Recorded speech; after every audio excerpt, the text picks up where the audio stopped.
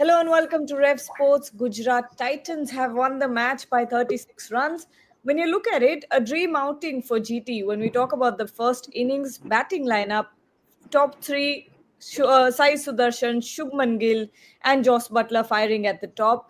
On the other hand, in the second innings, it was Mohammad Siraj and Prasidh Krishna who ran through the Mumbai Indians batting lineup. So great outing for Gujarat Titans overall. Joining me today is Snehashish Mukherjee, Naman Suri, and Bharat Ramraj. Snehashish, I'll start with you.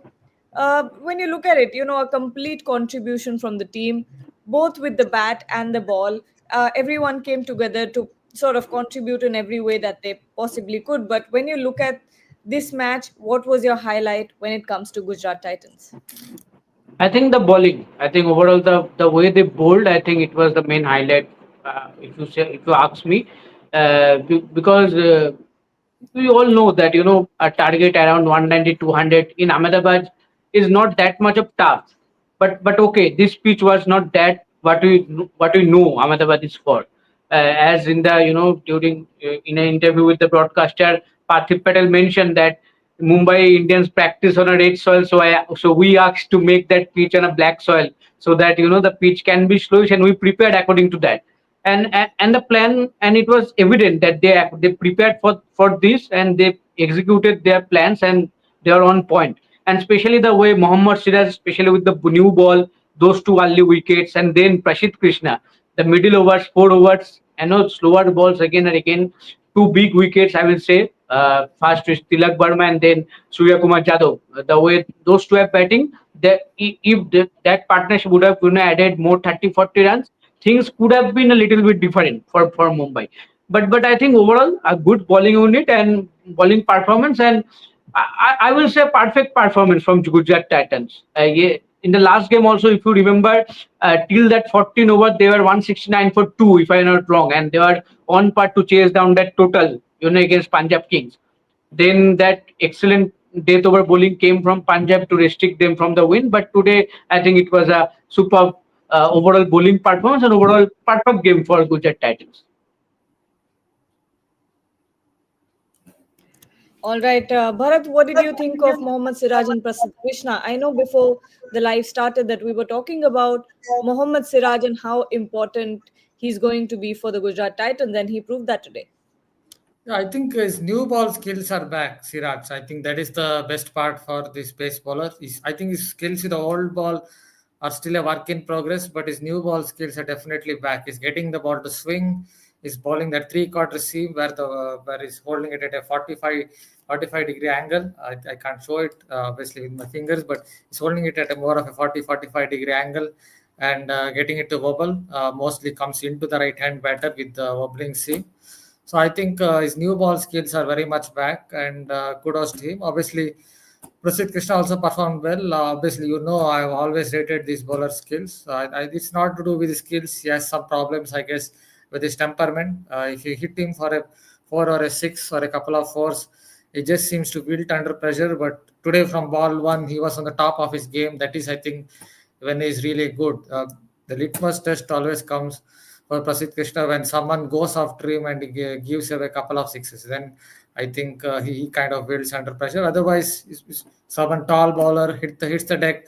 Even the slower ones, because he snaps the back.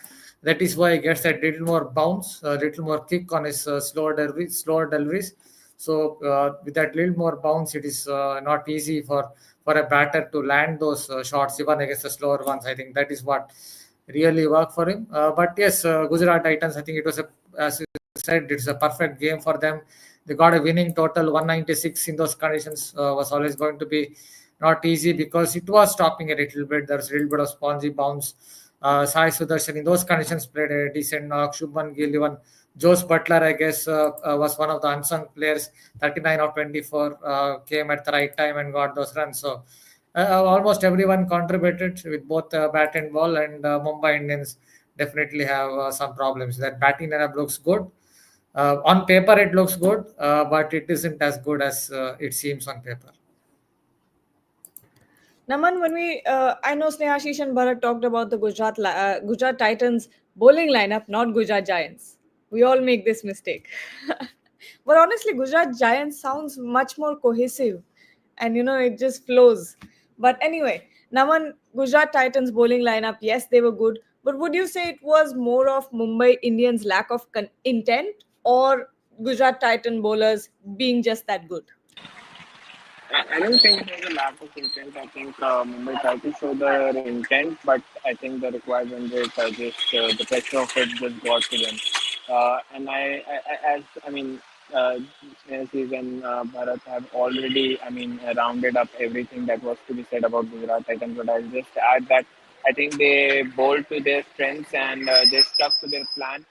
Bowling Prasidh Krishna, particularly to Tilak Verma and Surya Kumar, I think that worked well because they haven't played him very well in the past as well. They have gotten out to him 2 to 3 times previously. So I think those matchups they did pretty well. Hardik Pandya has failed to score against Kagiso Rabada, so that matchup again in the end was very important for uh, Gujarat Titans, not Giants. Yeah, so that's.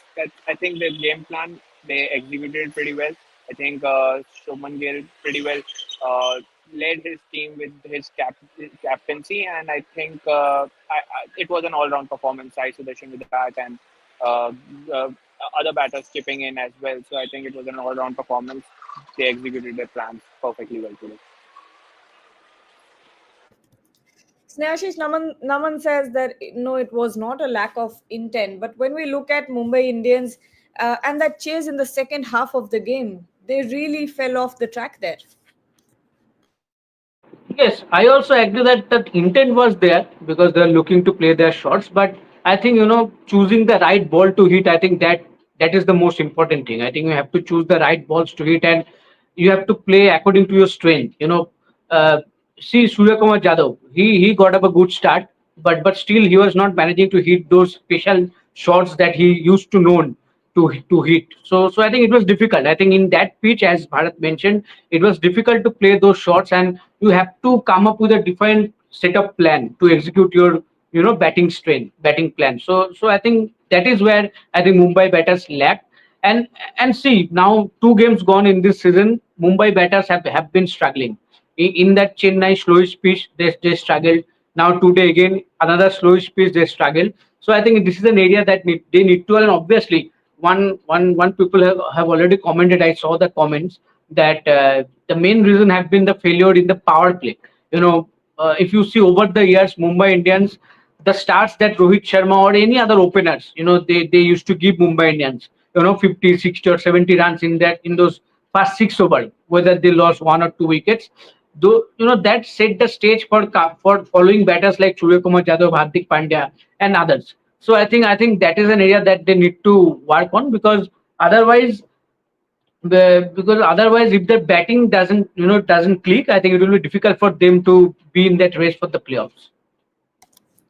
Bharat, I've been looking at social media, a lot of flack for Hardik Pandya. The skipper, 11 runs, 17 balls, 74 strike rate. What are your thoughts about the way that he's batted tonight? Our Hardik ji, as I keep calling him on Twitter, yeah, Hardik Pandya. Hardik Pandya, I guess he's inspired too much by maybe MS Dhoni. He thinks he can take his. I think it feels like that. He wants to take it very deep and then try to play shots. But he has one problem. I think he has a problem against back of length or hit the deck bowling. Sometimes hit the deck bowling or back of length or whatever it is. I think he has a problem against it. In practice sessions in Dubai, I watched him try to play the hike across the line a lot, but he has not cracked the pull shot. Pull shot obviously slightly different from the hike. You have to wait a little more for the ball and then go back and across and then play the pull stroke. I think he has not cracked the code to play the pull stroke. So every tall bowler going around in this planet, I think will keep bowling back of length, slower one or back of length and steady hit the deck bowling. So that is what I think is happening with Hardik Pandya. So he's not getting any anger. At some point, he has to crack the code. Though yes, he was brilliant for India in different ways in the Champions Trophy. But still, this is one thing that's a weakness for him. And a lot of teams will keep bowling that same length, back of length, sort of length against him. Naman, how much is Mumbai Indians missing Jasprit Bumrah right now? A lot. I mean, the wickets they require in the power play, I think they didn't get it today. Shuman Gill and Sai Sudarshan tackled the bowlers pretty decently well, I think. I don't think there should be any problem. Sai Sudarshan opening now. He has been giving them the good starts. He's averaging. I think in the last 6 innings, he has only one single digit score. So I don't think there should be any problems for Gujarat Titans fan Sai Sudarshan opening.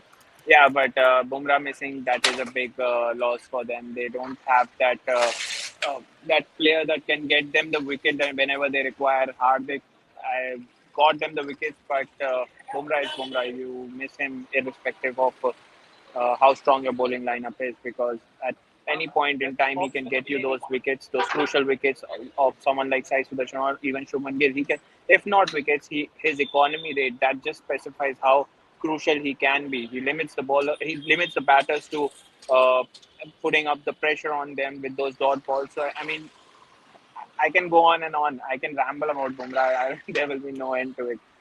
He's that good. But yes, Mumbai is right now struggling. They don't have a plan of how to tackle their opening opposition batters. And without Bumrah, I think that psychological effect is also now starting to come to the fore. Definitely, any bowling lineup without a Jasprit Bumrah is, 10 times, not even 10, 100 times lesser than what. I mean, it's just the kind of value that Jasprit Bumrah adds to any bowling lineup is beyond measure. Suman Avasthi here is saying MI is badly missing Bumrah, and they are heavily dependent on Tilak, Sky, and Hardik to perform with the bat. And also, I think with the failure of the top order, uh, that missing puzzle piece is just not working out for the Mumbai Indians batting lineup. Snehashish, your thoughts? Yes, absolutely. And as Naman mentioned that obviously they are missing Bumrah. Anyone, and as a fan, we are also missing Bumrah. But I think what Mumbai expected of Deepak Chahar, I think he has failed to deliver. I think when they bought Deepak Chahar in the auction, everyone thought, okay, they have now got a Deepak Chahar is known for that swing with that new ball, but he has not delivered in this IPL as of now. So I think that's an area that they need to work, and obviously that is why they are struggling to take those early wickets, and that is creating issue pressure on them. When it comes to batting, obviously Rohit Sharma, 2 matches gone. First match a duck. Now after two boundaries, we all thought, okay, this might be the day Rohit Sharma is back. But again, it was a beautiful delivery from Mohammad Siraj, absolute clueless. So I think 2 matches gone, two failures. Rohit Sharma, Ryan Rickentel has not managed to come up good. He came up with a good reputation of scoring a lot of runs in different formats and also in franchise cricket. I think for Mumbai Indians franchise in that SA T20 tournament, I think he scored a lot of runs. So I think still in IPL he has not managed to do. So again, the trio that he has mentioned, that Sky, Tilak Verma, and Hardik Pandya. The expectation was there before the tournament only that these three will be the pillar of their batting. And now, as you mentioned, when Rohit and Ryan Decanter not clicking, more expectation and more expectation is there. They need to click, and I think that is creating added pressure on them. And especially in this kind of track, it is difficult for them to come up and straight go out for those big shots. So I think added pressure that is affecting their batting. Uh, but I think Mumbai needs to work out really quickly to, as I mentioned, to be in that race for the playoffs, because 2 matches gone, another 1 or 2 matches like this, I think then this could end. It could end their campaign very early. Strong words. Uh, Bharat, Tanmay Saha saying, talk about team selection. Why Mujib? Why no Will Jacks, who scored a century last time he played here? Yeah, last time we played here, the pitch also was quite different. It was very, very, very good for batting, not just very good for batting, very, very, and very good for batting. Where Rashid Khan was absolutely smashed around. So the conditions are different. In hindsight, we can say that, but they perhaps saw the pitch conditions and thought there's a little more stopping on the batter. The ball is stopping a little bit on the batter. There is spongy bounce, and when there is spongy bounce, obviously you would want to have maybe a spinner. So I'm not very sure that was a bad selection. In hindsight, it feels that way. As I noted, the pitch conditions for that game against Gujarat Titans only he was playing then. For RCB was very much different. Bharat, you need to explain to me what that tweet was about Prasidh Krishna. I didn't understand the context behind it. Everyone is searching for Bharat Ramraj after Prasidh Yeah, Krishna's see, success. Prasid Krishna's agency is Fair Play Sports. Yeah, Yeah. I've taken few interviews from them. Yeah, Fair Play Sports. So everyone was tagging me, so I just tagged them and said, "See, you have to give me his agency." For what? For what? That's what I'm trying to understand. Yeah, because everyone is only tagging me, so I am his agent. No, Okay. basically, Bharat is very fond of Prasidh Krishna, and he is very clear that Prasidh Krishna is a very good bowler, hit-the-deck bowler, and all. Yeah. You can see older post also, and that is why people are very much happy that Bharat Ramraj is right and they are Okay. tagging right now. Okay. Okay. Now I get it. Now I get it. Because he's always tweeting about Prasidh Krishna. Yes, yes. Got it. Got it. A difficult question here by web of Taragi. Naman, you take this one. Do you guys see Rohit getting dropped at some point of time if he doesn't score? That is actually a very difficult question to respond to. I mean, but who do they go to? Who is their backup opener? They have Rickleton, who's also not performing. There's quite a big weakness that everyone has spotted very early about Rickleton chasing those ball going away. And so, who do you go? I mean, depend upon. I don't think there's any big backup option that can fill the shoes of Rohit Sharma. He adds not just as a batter scoring runs, but that pressure of bowling to someone like Rohit Sharma also acts upon a bowler who, let's say, someone not who has not played against him in international waters. So I believe it's a bit difficult. I mean, they will plan according to their strengths, Mumbai obviously, but you cannot actually drop Rohit Sharma. It will be either they have someone to change. I mean, I actually am out of words how to respond to this. There's no backup option for Rohit Sharma. So yeah, Are you sure there are no backup options for? I mean, yeah. When you think about it, Suman is straightforward talking about Rohit Sharma retiring, as always happens in Indian cricket. Whenever someone doesn't perform, we start talking about retirement. Vaibhav, another question here. Pandey is a beast when it comes to finishing crunch games for India, but in the IPL, he is not finishing games from the last few seasons. Is it concerning? Snehashish? I I think when he started to click for India once again in the last few months, or in the last few 5 or 6 months, you can say. I think then there was a concern also that okay, in the IPL and in other crunch situation, he is not clicking as a batter the way he used to. But he has worked on that, and he proved that okay, he's still there. He can win games single-handedly. But you have to think about the pitch also. I think this pitch was not that kind of a pitch where you straight come and play your shots. You need to take some time. And if you there see the Sai Sudarshan innings, Sai Sudarshan didn't bat at a 180 or 200 strike rate. He stayed there, scored important runs, and ultimately it helped GT to score those runs. If you see GT's innings also, you can see a clear difference in the last 5 6 overs. Mumbai Indians bowlers came back with those slowers. They took wickets in a regular interval because it was getting difficult to play their shots. Even the said batters it was difficult for them also. So I think we have to give credit to the bowlers, the GT bowlers, the way they understood the pitch and they bowl their slower deliveries. And it was difficult for MI batters. That is, there is no deny of that. But still, you expect the quality of batters Mumbai have. You still expect a little more of fight from them because they all are experienced players, not like young new players. You have in your batting lineup, you have Rohit Sharma, you have Surya Kumar Jadhav, you have Hardik Pandya, even Tilak Verma is your one of the experienced batter now. He is not a young gun right now. So I think overall, from that perspective, yes, the question might be okay, does batters like Hardik Pandya is struggling? But I think today, considering the pitch, it was very tough pitch to come out and straight go for the big shot straight. So you have to consider that.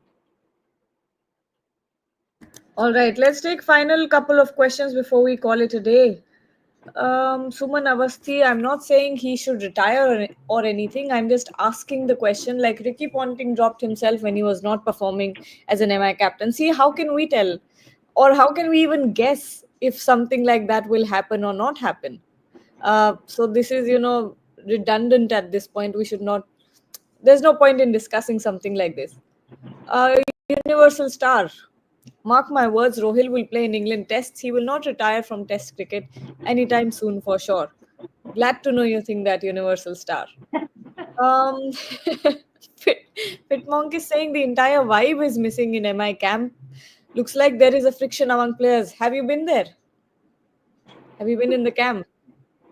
Because if so, I'd love to know what the vibe is, or what But losing kind of side is vibe. always, you always feel that way. When a side starts losing, there will always be Yeah, friction. That is a general point. of course. Of course, of course. But I think we can wrap up the show here. We've pretty much discussed everything. If you guys want to add something, anyone? No, nothing, nothing. All right. But on that note, we'll take your leave. Thank you so much, everyone, for joining so late in the night. It's almost midnight now, so we'll take your leave. We have more work to get to tomorrow as well. Double header day. So we'll be back in the afternoon, joining you before the first match of the day. So don't forget to join us then, and like, share, and subscribe to.